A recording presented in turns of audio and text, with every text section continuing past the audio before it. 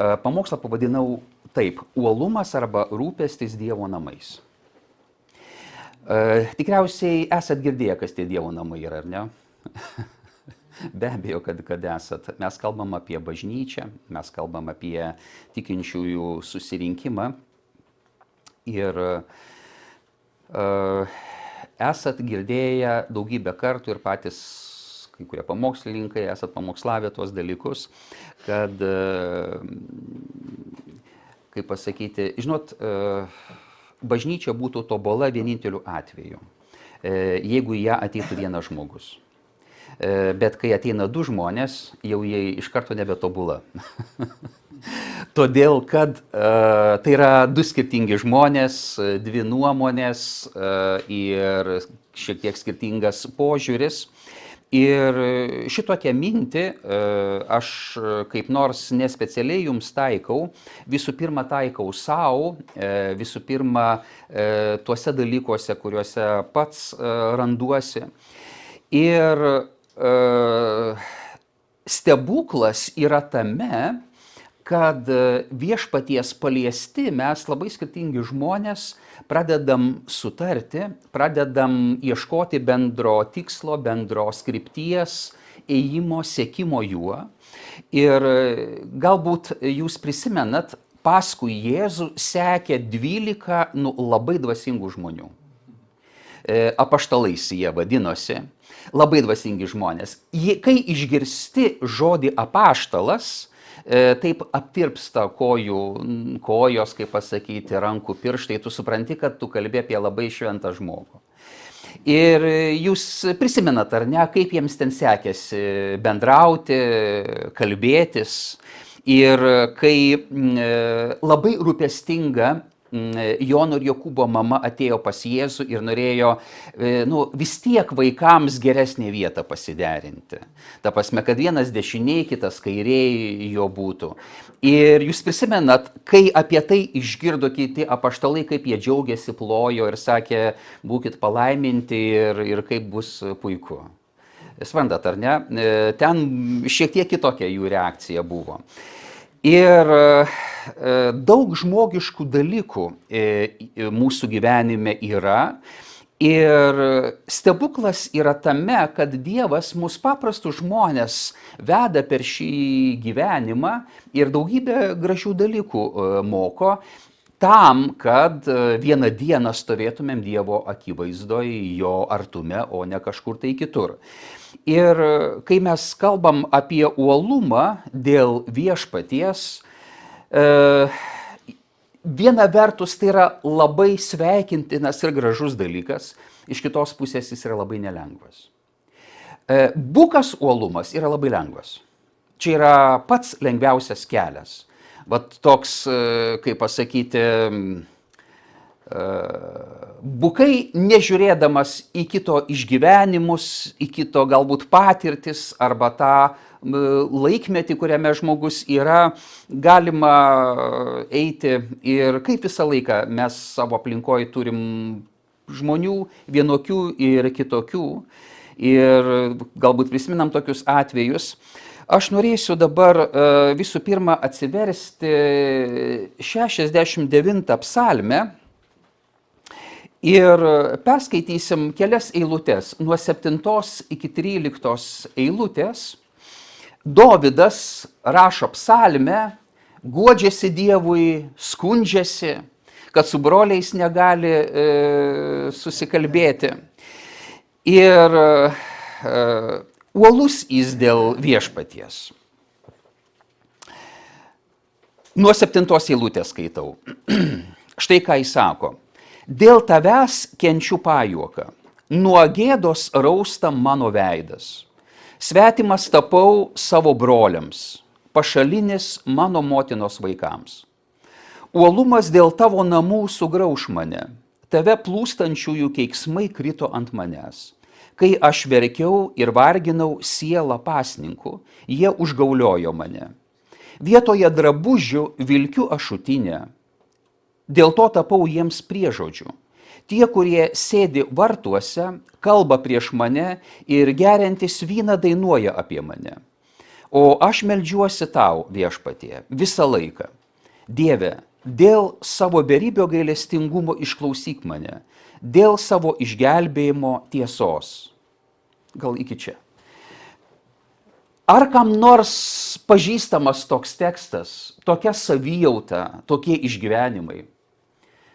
Ar mes skaitom ir tu sakai, įdomu, kažką rašo, bet man visiškai neaktualu ir niekada nebuvo aktualu. Ar kaip tik aktualu ir esi kažką tai patyręs. Tikinčiajam, tiesa, dar norėjau paklausti, galbūt kažkas iš jūsų esat pirmą kartą čia? Ar ne? Nėra, ar ne? Reiškia, galiu kalbėti, kaip pasakyti, dar įžangų nedarydamas kitų. Eidami su Dievu, gyvendami ilgesnį laiko tarpą, susiduriam su įvairiais iššūkiais. Gali nuobodulys ateiti, gali toks pasilpimas ateiti. Suprantat, ar ne, apie ką kalbu? Vienu metu žmonės būna labai užsidegę, o kitu metu būna labai neužsidegę. Ir atrodo, vienu metu matai prasmę, o kitu metu jos nematai. Ir kai mes kalbam, aš kalbu apie uolumą dėl viešpaties, dėl Dievo namų. Dėl kitų dalykų, kur žmogus mato prasmę, uoliam būti nėra labai sudėtinga.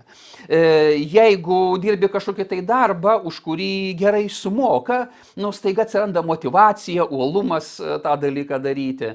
Arba dar kažkur tai, ar kokios nors atostogos, kokios nors išvykos, dar kažkas tai, kai matai, ten bus gerai, ten pailsėsiu, arba ten dar kažkas tai bus įdomu, staiga atsiranda motyvacija. Bet mums reikalinga nuolatinė motyvacija dėl viešpaties. Kai mes su Dievu bendraujam, nesvarbu kokiu metu arba kaip mes ką beišgyventumėm, Dievas mus motyvuoja. Ateini į tą kambarėlį, apie kurį kalbėjo Jėzus, į tą vienumą su juo ir jis motyvuoja, jis įkvepia. Dažnai tas įkvėpimas būna labai toks, atrodytų, ne išoriškai neįspūdingas, bet paliečia mūsų širdį. Mes suvokiam, kad Dievas ir išgelbėjimas yra būtinas. Kitaip pražūtis, suvokiam Dievo namų reikalingumą ir prasmę. O šalia šito suvokimo kartais būna ir tas toks, kaip ir minėjau, vidinis pasilpimas. Bet dar kai kurias kitas rašto vietas perskaitysim. Dar norėsiu kai kurių žmonių, kurių pavardės jūs galbūt esat girdėję, dauguma nelietuviai, kurie labai gražias mintis ir patarimus pasako, kaip mums išlaikyti, kaip eiti šituo keliu. Ir čia mes matom, ką skaitėm. Dovydui nelengva. Mes jį matom kaip išskirtinį žmogų, kuris trokšta viešpaties. Psalmės apie šitą dalyką liudija, jo gyvenimas, jo tarnystė. Ir jūs prisimenat, Dovydo gyvenimas ne be problemų, ar ne? Ir jis susidūrė su įvairiais iššūkiais ir su nuodėme, su kritimu, ir su kerštu, ir su apgaule, ir su įvairiais dalykais. Ne tik, kad jo atžvilgiu, bet ir jis susidūrė su šituo, jis elgėsi kai kur. Ir dabar, pavyzdžiui, pažįstu didesnę dalį jūsų ir tarnaujantys žmonės esat. Ir kaip jūs galvojat, tiesa neprisistačiau, Romas esu, iš Kuršėnų. Ir kaip jūs galvojat, mano gyvenime daug kas einasi lengvai, paprastai, ar vis tik iššūkių yra kažkokių tai? Šiaip jau turėtų nebūti. Nes, kaip pasakyti, tu gyveni savo gyvenimą ir savo rutiną, savo kasdienybę ir tu sakai, nuo pat ryto ir tokie dalykai, ir tokie, ir dar tokie, ir dar tas nesisprendžia. Kaip gerai kitiems lengviau, ar ne? Tokios netyčia tokios mintis prabėga. O iš tikrųjų jų, kaip pasakyti, susiduriam mes visi. Gerai, keli momentai tokie. Jeigu ne šitas daiktas, papasakočiau daugiau, bet ką? Jo, ta prasme, neišeis kažkur tai toliau. Kaip? Kad neišeitų, priklauso nuo. Jo, supratau.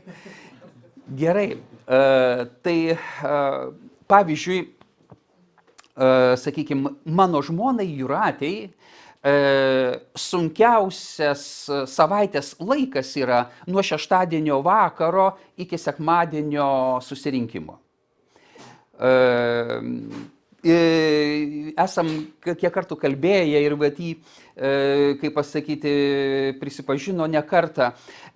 Jei labiausiai tada norisi man susakyti, ką aš namuose nesu padaręs. Ką, kaip pasakyti, kur galbūt ne tą pasakiau, arba galbūt kažkoks tai žodis įžeidė arba įskaudino, tada didesnis noras yra santykius aiškintis arba iš viso blogos nuotaikos ir iš viso nesikalbėti ir panašiai. O man praktiškai kiekvieną sekmadienį tenka pamokslauti arba pas mus bažnyčia, arba skirtingose, arba kitose vietose. Ir kas tarnaujat, suprantat, kad tokia savijauta nėra pati geriausia, ar ne?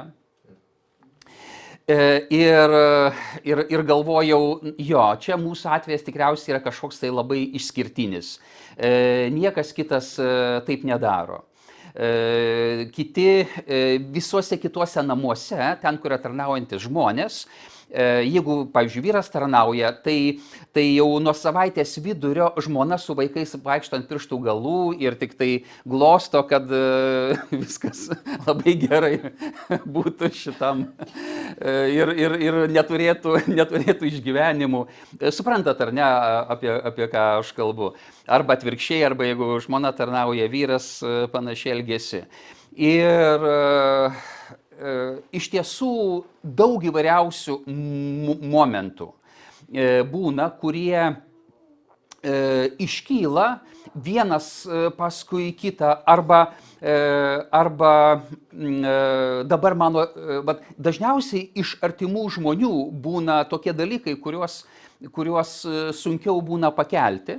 Ir dabar mano tėvukai jau dėl sveikatos negali atvažiuoti į bažnyčią, nors Krušėnuose gyvena, bet jau tiesiog jau sveikata yra tokia, kad nebe.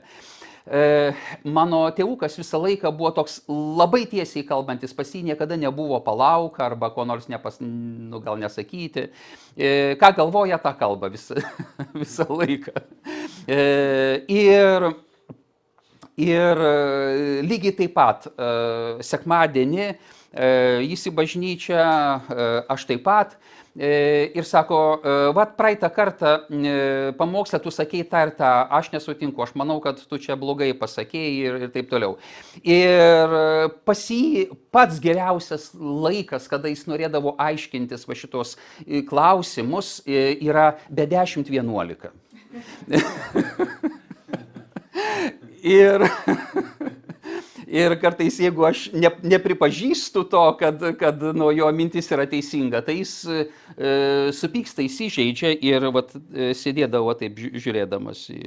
Ir atsisėda, ne pirmoji, antroji eilėje ir taip, ta prasme, kad aš jaučiau tam tikrą įtampą ir kitą kartą gerai kalbėčiau.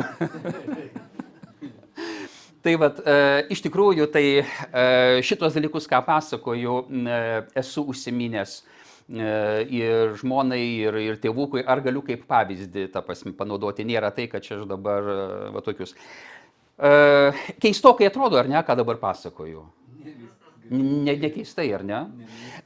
Kodėl tą sakau? Tiesiog, kad padrasinčiau ir paguoščiau jūs, kad mes susiduriam su pačiais įvairiausiais dalykais. Pavyzdžiui, būna įvairių sprendimų, kuriuos reikia priimti. pavyzdžiui, paskambino Nerijus Verdingas, kuris pamokslauja šiandien Kuršėnuose, tikiuosi, kad pamokslauja. Sako, žinai ką, pakliuvau į ligoninę, kraujo spaudimas toks didelis, kad lašinės lašina bet viskas tvarkoja, tikiuosi, atvažiuosiu. Iš ryto važiuojant čia pas jūs, šiandien šlovinimą, pas mus keli šlovinimo vadovai yra, paprastai vieni važiuoja kitur, būna kokiam nors kitam mieste tarnauja, Ingrida veda šlovinimą, skambina iš ryto, sako, nežinau kas yra, galbūt akių uždegimas, nelabai galiu pramerkti. Ir tai va, ir vėl, kaip pasakyti, galvoji, kaip tą klausimą įspręsti. Kodėl miniu dabar tokias vyriausias detalės? Uolumas dėl Dievo namų, jis prasideda nuo įvairiausių smulkių dalykų. Vienas dalykas nuo širdies pozicijos, kad mums bažnyčia Dievo namai yra svarbus. Jeigu ne, bus tūkstantis priežasčių, kodėl nebūti, netarnauti, nedaryti, neprisimti ir taip toliau, ir taip toliau, ir taip toliau. Ir kada mes žiūrime mūsų viešpatį Jėzų, mes matom jo širdies nuostatą. Skaitau kitą rašto vietą, jums puikiai pažįstama, Jono Evangelija 2 skyrius nuo 13 eilutės, Jono 2:13. Bet noriu vis tik perskaityti. Artėjant žydų paschai, Jėzus nukeliavo į Jeruzalę. Šventykloje jis rado prekiaujančių jaučiais, avimis, karveliais ir prisėdusių pinigų keitėjų. Susukęs iš virvučių rimbą, jis išvijo juos visus iš šventyklos, išvarė avis ir jaučius, išbarstė keitėjų pinigus ir išvartė stalus. Karvelių pardavėjams jis sakė, pasimkite visą tai iš čia ir iš mano tėvo namų nedarykite prekybos namų. Ir jo mokiniai prisiminė, kad yra pasakyta, uolumas dėl tavo namų sugrauš mane. Aš specialiai perskaičiau Dovydo žodžius iš šitos psalmės, nes jie prisiminė, nes jie taip pat tą psalmę skaitydavo. Tada žydai kreipėsi į sakydami, kokį ženklą mums parodys, jog turi teisę taip daryti. Jėzus atsakė, sugriaukite šitą šventyklą ir per 3 dienas aš ją atstatysiu. Ir prasideda kalba, toliau diskusija, kad, kaip tu čia dabar statysi ir kitos mintis. Ką mes pamatom? Jėzų, kuris neapsikenčia dėl kai kurių dalykų. Dabar aš turiu pažįstamų, kurie yra Jėzaus stalų vartytojo šalininkai. Ta prasme, ir jiems labai norėtųsi, kad Jėzus stalus visur vartytų ir visada. Arba turiu pažįstamų, kurie yra šalininkai aštrių Jėzaus žodžių, po kurių mokiniai sako, kiti tavo žodžiai, kas gali jų klausyti. Ir paskui Petras sako, viešpat, Jėzus sako, galbūt jūs irgi norit pasitraukti. Jis sako, Petras atsako, ne viešpatie, pas ką mes eisim, tu turi gyvenimo žodžius. Ir Jėzus nėra visą laiką tas, kuris varto stalus. Uolumas dėl Dievo, jis turi pasikliauti išmintim. Vienu metu Jėzus moteriai, kurią jau šiaip buvo pasiruošę visi užmėtyti akmenimis, nes svetimavimo nuodėmė yra, jos bausmė yra mirtis. Jis atvirkščiai pasigaili. Uolumas dėl Dievo namų pasigaili.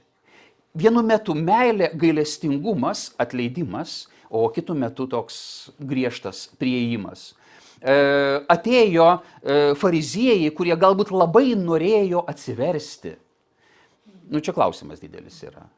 Ir Jėzus sako, jūs pabaltinti karstai ir panašiai.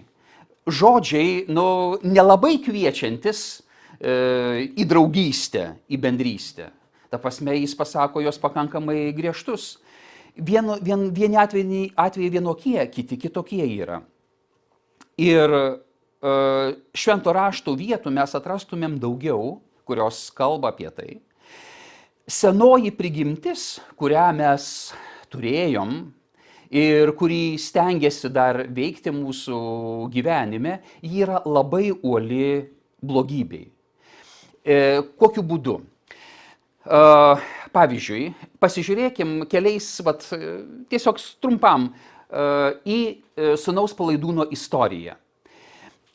Brolis nusideda, brolis sugrįžta. Čia jaunėlis. Vyresnysis jį sutinka nelabai svetingai. Minčių gali būti įvairių. Aš tokią vieną versiją labai greitą. Vyresniajam irgi norėjosi tuos nuodėmės. Nuodėmė malonė. Tiesa, prie šito mes dar sugrįšim. Ar iš tikrųjų malonė? Ir jis galbūt panašiai galvojo kaip jaunėlis. Jam irgi norėjosi ten po pasaulį palakstyti, išsiduoti, kaip kažkas sako ir panašiai. O dabar jis sukandęs dantis kenčia tuose namuose ir pavydi tam jaunėliui. Bet kol jis dar negrįžęs, sako, bet vis tik mano situacija geresnė yra. Jam baigsis blogai, man vis tiek dar ne taip blogai. Ir dabar jis sugrįžta ir tėvas apkabina, apsiaustas žiedas ir praktiškai viskas, vyresnėliui gyvenimo nebėra. Kaip taip? Jis darė viską, ką aš norėčiau daryti, bet aš susilaikiau, aš nedariau. O dabar aš tikėjausi normalios bausmės jam ir bausmės normalios negavo, jo pasigailėjo. Koks aš buvau kvailas, aš irgi galėjau tada eiti laukais ir džiaugtis gyvenimu. Kai tenka man nemažai su jaunimu paskutiniu metu netikinčių, dirbam ir skelbiam Evangeliją, tai ten labai daug sako, tai ką, aš ateisiu pas Dievą, viskas, baigsis normalus gyvenimas, visas džiaugsmas baigsis. Esat girdėję tokią mintį, net pagalvoję galbūt esat panašiai. Ir dabar atrodytų šitas vyresnysis sūnus, jis uolus atrodytų dėl viešpaties, išoriškai, bet širdį ne. Širdį didelė kančia. Geriausias variantas, kai sutampa širdies pozicija ir išorinė pozicija, ta prasme tai, ką mes darom. Priešingų atveju sudėtinga. Žiūrim vėl į šituos rašto aiškintojus, kuriems Jėzus prieštaravo ir nekartą jų veidmainystę atskleisdavo, jų dvasingumas buvo išorinis. Ir, tiksliai, visos dešimtinės aukos iki kiekvieno cento, nuo krapo, ten panašiai. Aš nežinau, jums yra tekę girdėti ar ne, su vienu teko pabendrauti tiesiog Izraelyje vienam reabilitacijos centre, kaip čia pasakyti, turėjom dvasinės pamokas su vienu buvusiu rabinu, judaizmo, teologijos daktaru ir panašiai. Įdomu buvo kalbėtis labai, tai labai toks didelis kontrastas. Aš ten žmogelis iš kaimo ir plus, kuris vedu kas antrą dieną ir jis. Tai aš jam klausimą uždaviau, sakau, kaip su tais krapais ir panašiai. Jis sako, taip, buvo ne visi, bet buvo kai kur tradicija tokia, kad dešimtinę reikia atnešti labai tiksliai. Ne bet kaip. Ne taip, kad truputėlį daugiau ten ar truputėlį mažiau. Labai tiksliai. Tai ką, jeigu reikia atnešti dešimtinę nuo krapų, mėtų ir kas ten dar, sakykime, kmynų ar ten pipirų ar dar kažką, tai labai paprastai įsipili ant stalo, ir skaičiuoji. Tai yra, taip suprato uolumą, taip suprato tikslumą. Kaip toks variantas? Vargas. Jo, bet ištisa mokykla. Kaip pasakyti, žmonės, ne 10 000 žmonių, kurie buvo mokomi, kad taip yra teisinga. Ir kodėl Jėzus užsimena apie tai? Matyt, tuo metu buvo jau kažkokie dalykai tokie įsivyravę. Ir atrodytų, va čia jau yra. Bet už šito nėra širdies pašvestos Dievui ir nėra tikros meilės Dievui, ką mes matom. Ir tai va senoji prigimtis, jį uoli yra blogybei. Ar jį bus religinė ta išorė, ar jį bus labiau pasaulietinė. Ir žinot, kas tuštybės stiprioji pusė yra reklama.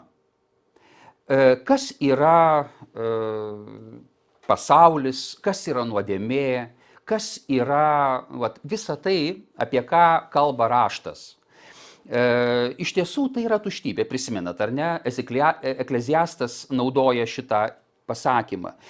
Ir aš apskritai nesu prieš reklamą, kaip tu kitaip pasakysi. Ir pavyzdžiui, žinot, ką aš dabar čia stovėdamas darau? Aš Dievą reklamuoju ir reklamuoju Dievo žodį, ar ne? Nežinau, tikriausiai galbūt niekas taip nebuvo įsireiškęs dar čia, ar ne? Bet iš tikrųjų visur yra tam tikras skelbimas, tam tikras pristatymas. Ir mes galim pristatyti ir gerus dalykus, ir blogus dalykus. Ir iš tikrųjų žmogus, kuris savo gyvenimą pašvenčia tik, sakykime, išoriai arba nuodėmiai, kur, kaip mes ką tik sakiau apie vyresnį sūnų, apie jaunesnįjį, iš tikrųjų žmogus savo gyvenimą apskritai išvaisto. Jam atrodo, kad tarsi kažkokia tai prasmė yra, o iš kitos pusės ne. Nežinau, jūs esat girdėję ar ne, jau yra žmonių, kurie orą pardavinėja. Yra tekę girdėti, ar ne? Kažkaip tai, kai išgirdau, pagalvojau, neblogas verslas. Aišku, ten viskas pastatyta ant paaiškinimo, ant žodžių. Nuvažiavo į kalnus ir kažkur aukštai kalnuose užlipo ir ten tada palaikė ten kokį butelį, užkimšo jį, tai kalnų oras arba ten miško oras. Tai bet iš kitos pusės ir pardavinėja tokį orą, atkimšo butelį, vieną kartą patraukė ir viskas, ir pasinaudojo tą prekę. Bet šiaip tai nebloga idėja. Aš taip pagalvojau, net nebūtina nei sandarių, indų, nei dar kažko tai. Kas ten supras, ar čia toks ar toks oras, jis nei spalvotas, nei dar kažkoks tai. Ta prasme, kad, bet kai mačiau pristatymą šito, jūs neįsivaizduojat, kaip pristatyta gražiai, kaip apgalvotai ir kaip tai svarbu yra ir kaip, sakykime, žmonės, kurie turi atliekamų lėšų ir kurie ir šiaip negali išnaudoti tiek, kiek turi, tiesiog, sugalvoja tokį pigų būdą, kaip iš jų paimti. Visiškai už nieką pardavinėja orą. Tai ir tam tikrą prasme tai yra, aišku, oras dar kažkas. Velnias pardavinėja net ne orą, o pardavinėja, nežinau, vakuumą ar dar kažką tai. Ta prasme, ką jis pardavinėja, tai, kas niekada mūsų širdies nei palies, nei atsakys į tą, sakykime, šauksmą vidinį, tą tokį giluminį. Ir, pavyzdžiui, man irgi šiomis dienomis toks įdomus pavyzdys. Šiauliuose mes turim kelis namų susirinkimus. Bažnyčią pradėjom truputėlį neįprastai. Ne nuo susirinkimo, kur visi renkasi, bet pradėjom nuo namų susirinkimų. Vieną pradėjom, renkasi žmonės, pradėjom kitą namų susirinkimą, pradėjom trečią namų susirinkimą, kaip pasakyti, ir tokiu būdu renkasi. Ir skirtingi žmonės, skirtingas amžius. Ir prieš porą savaičių atėjo ten įdomiais keliais, pakvietė vienas jį jaunas vyrukas, MMA treneris, ten kažkokios, tai ten, aš mažai tame nusimanau, bet ten, kas kiti buvo, tai ten iš karto jį ir pažino, suprato, kažkoks tai čempionas Lietuvos ir panašiai. Ir sako, nu vat, porą mėnesių buvau Tailande, keliavau, varžybos, turnyrai ir panašiai. Ir sako, į pabaigą pradėjau suprasti, kad man reikia Dievo. Va taip. Ir sako, pinigų turiu, šlovės garbės užtenka, visų kitų dalykų yra, sako, čia yra tuščia. Ir tai vat, kalbamės apie Kristų, meldžiamės atgailos malda ir panašiai, ir panašiai. Ta prasme, kad žmonės pajaučia, supranta, aš manau, kad kiekvienas iš mūsų atėję pas viešpatį, mes kažkurio tai momentu pajutom tą tuštumą ir tą vakumą, ar ne? Vienas galbūt stipriau, kitas galbūt silpniau, čia kitas tas klausimas. Tai vat, ir uolumas dėl Dievo, kai mes pažįstam jį, tada norisi daryti tą, ką norėtų, kad viešpats. Daryti tai, ką nori Dievas, kad mes darytumėm. Tie momentai yra labai svarbus. Ir aš taip pat, kaip ir jūs, sutinku žmonių konformistų, kurie sako, nu vat, jeigu visi eis į bažnyčią, tai ir aš eisiu. Jeigu ten, nu vat, tie tas ir tas ir tas ir tas ir anas, nu tai tada aš taip pat. O jeigu jie ne, nu tai ir aš irgi ne. Arba kur reikia, sakykime, kažtais daugiau jėgų ar kažkur tai prisidėti ir sako, o kodėl jis nedaro? Vat jeigu jis darys, tai aš irgi darysiu tada. Tiesiog, vat, žiūrėkit, jeigu Jėzaus pozicija būtų tokia buvusi, tėve, tegul angelai daro, aš nenoriu. Jeigu angelai darys ar dar kažkas, tai nu galbūt tada visiškai kitokios nuostatos. Ir dar daugiau mes skaitam apie tai, kaip Jėzus sako, kad jis yra grūdas, kuris turi kristi į žemę, nešti vaisių. Grūdas turi 3 pasirinkimus. Pirmas pats blogiausias. Tiesiog būti grūdų savo ir niekam kitam. Tiesiog, bet vis tiek neišvengiamai supelys ir suges. Pats dėl savęs.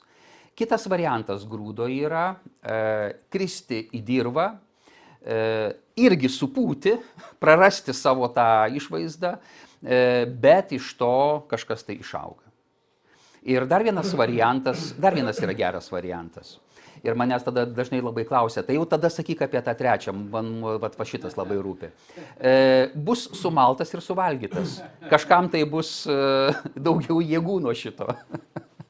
Ta prasme, irgi, ir matom, kad tie variantai geri yra. Ir mūsų gyvenimas, jis panašus yra tuo atveju. Ir kaip ir minėjau, uolumas įkvepia kitus. Apaštalo Pauliaus gyvenime matom daugybę tų atvejų įkvėpimo. Ir jis sako, romiečiams rašo 12 skyrius 11 eilutė, uolumu nebūkite tingus, būkite liepsnojančios dvasios, tarnaukite viešpačiui. Čia romiečiams 12:11. Filipiečiams 3:6 jis sako, uolumu, arba apie jį, jis pats apie save sako, kad iki atsigręžimo į Kristų uolumu bažnyčios persekiotojas. Jis buvo toks uolus dėl Dievo, bet be išminties. Jis sako, uolumu bažnyčios persekiotojas, įstatymo teisumu nepeiktinas.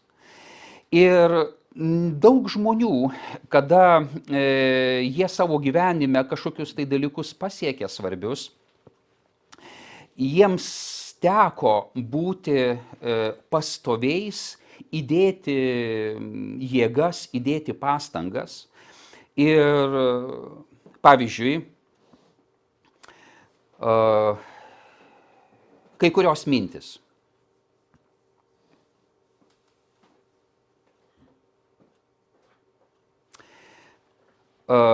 Tokį Immanuelį Kantą esat girdėję, ar ne? Jis sako, mažiausiai mirties bijo tie žmonės, kurių gyvenimas turi didžiausią vertę. Manau, teisingai pasakė, ar ne? Mažiausiai mirties bijo tie žmonės, kurių gyvenimas turi didžiausią vertę. Mūsų viešpats Jėzus nebijojo mirties, ar ne? Ir jis uolus buvo dėl pačių geriausių dalykų, dėl žmonių atpirkimo. Vėl žiūrime į tuos pačius apaštalus, vėl matom tą patį, kad nebrangino savo gyvenimo, savo gyvybės, uoliai tarnavo Dievui ir mes matom, kad krikščionybė jį išplito po visą pasaulį ir šiandien, jeigu aš neklystu, ar ne 2,2 milijardo krikščionių yra pasaulyje. Kitas pažįstamas žmogus, toks Albertas Einšteinas, sako, aš vis mąstau ir mąstau. Mąstau mėnesius, metus. 99 kartus iš 100 aš klystu, tačiau vieną kartą vis tiek būnu teisus. O kas slypi, kokia mintis už šito? Jis nesustoja, jis nepaliauja. Tiesiog po truputį į priekį, po žingsnelį į priekį. Ir visada einant į priekį, nesvarbu, kokią kryptim eisi, tu vis tiek judėsi į priekį. Toliau jis pats Albertas sako, kažko vertas tik toks gyvenimas, kuris nugyventas dėl kitų. Krikščionims labai tinka šitas dalykas. Dar toliau jis sako, didžiausia beprotybė yra nuolat darant tą patį tikėtis kitokių rezultatų. Ta prasme, kad ir aišku, čia kontekstą reikia paminėti. Nėra tai, kad žmogus myli pasaulį ir nuodėmę ir tą kryptim juda ir sako, kodėl čia kažkaip tai tos Dievo malonės nedaugėja mano gyvenime, kodėl Dievo pažinimo nedaugėja mano gyvenime. Nelabai išeina, nes kita kryptim yra judama. Dar jis kitoje vietoje sako, visi žinojo, kad to padaryti neįmanoma. Vienas to nežinojo, todėl ėmė ir padarė. Arba ką, konkrečiai atradimą.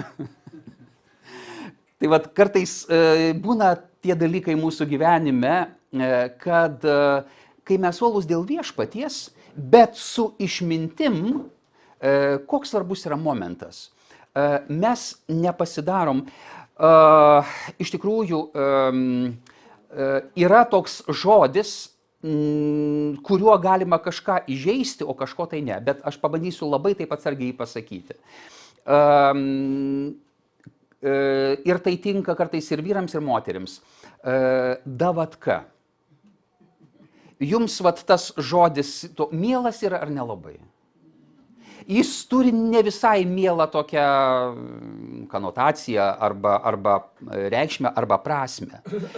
Ir čia yra labai svarbus dalykas, kad uolumas be meilės ir be išminties, jis, kaip ir sakiau, jis yra toks aklas, bukas, einu, stumiu ir, kaip pasakyti, galiu prieiti prie kažkokio tai pastato, su galva įsiremti, ir bandyti pastumti tą pastatą, vis tiek po truputį pastumsiu. Galbūt ir nepastumsiu, o galbūt ir paskui dar gali kitus kviesti, tai irgi įremkim kaktas į sieną ir visi bandykim draugę stumti. Ne visai tas dalykas. Iš tikrųjų reikalinga išmintis kartu su uolumu dėl viešpaties. Ir toks Samuelis Johnsonas, jis tokią mintį yra sakęs, didžiausi darbai nudirbami ne jėga, o atkaklumu.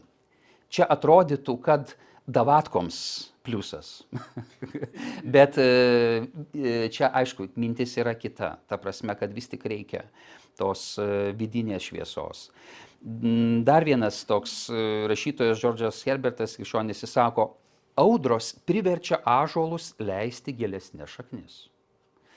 Jeigu ne audros, ąžuolai galėtų maždaug kaip kokios nors žolytės turėti šaknis. Bet kadangi audros didelis vainikas, reikia leisti šaknis. Tai vat išbandymai įvairūs ir kasdieniai, ir didesni, mažesni, jie būtent priverčia mus tą daryti. Tai vat ir pabaigsiu galbūt su tokio dar vieno rašytojo krikščionių mintim. Jis sako, tai, ko bijai tikrovėje, niekada nebūna, ko bijai tikrovėje, niekada nebūna taip baisu. Baimė, kurią tu kaupi savo mintyse, yra baisesnė už tai, kas egzistuoja tikrovėje.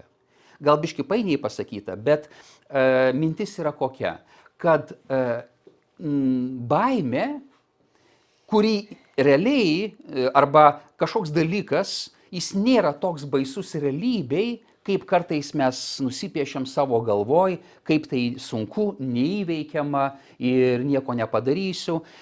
Vis matau, kaip kažkur tai prasilenkiu su Dievo žodžiu ir neturiu jėgų atsilaikyti, tai tiek to niekada nekovosiu ir tiesiog paleisiu viską taip pasroviui eiti. Tai va, tai iš šitų dalykų, ką mes matom, kad viešpats, jo namai, bažnyčia, tarnystė ir visi tie dalykai, jie yra Dievo duoti, jie yra šventi, geri. Per laiką gali priaugti kažkokių tai minčių įvairių. Ir gerų, ir negerų, bet kas vyksta? Dievas palengva apvalo nuo tų neteisingų dalykų, pastiprina, padrąsina mus eiti toliau ir kuo tu eini toliau, tu tampi, jeigu eini teisingai, išmintingai, didesnių profesionalų. O profesionalas yra tas, kurio rezultatai geresni, kuriam, gerai, žinot šitą anekdotą. Klausia, žmogaus sako, tu groji smuiku? Sako, nežinau, nebandžiau. Ta prasme, ne, ten kažkaip tai kitaip truputėlį. Kaip? Jo, ar moki? Jo, bandysiu. Tai va ta prasme, kad tikėtina, kad tas, kuris nebandė, sugros truputėlį prasčiau negu tas, kuris groja 20 metų arba 30. Ir, kažin, jeigu koncertas vyktų valandą, kurio būtų maloniau klausytis. Tai vat, ką aš turiu galvoj, kad uolumas